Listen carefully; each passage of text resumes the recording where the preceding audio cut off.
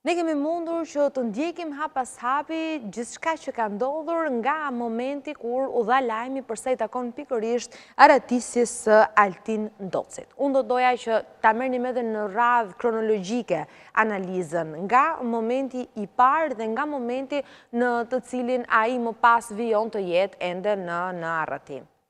Nisim me atë se çfarë pam si fillim edhe nga pamjet e publikuara së fundmi mbi mënyrën e arratisjes. Nëse nuk do të kishim pasur ato pamje filmike, do ishte e pabesueshme.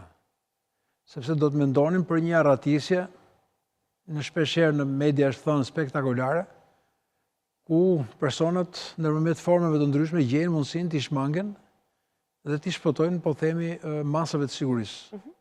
Në fakt, kjo nuk ishte një e tillë. Ishte një arratisje e mirë organizuar, po, pa diskutim që ishte e mirë organizuar dhe e planifikuar, dhe sipas këndvështrimit tim me bashkëpunim. Rasti më i vogël me punojës të shoqërimit dhe rasti më i madh me persona brenda strukturës.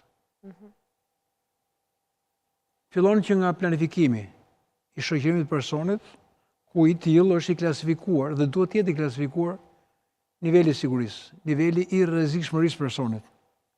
Personi është një shkallë të lartë rrezikshmërie për shkak të akuzave që struktura e posaçme ka, që akuzohet për vrasje, i dyshuar për vrasje dhe për grup të strukturuar kriminal, pjesë e një grupi të strukturuar kriminal.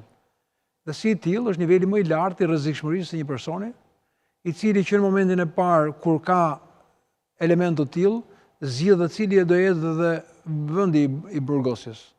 Pra Durrësi, nuk e dim nivelin, Tirana, nuk e dim nivelin, apo Lushnja, Fieri, ku diun ku janë.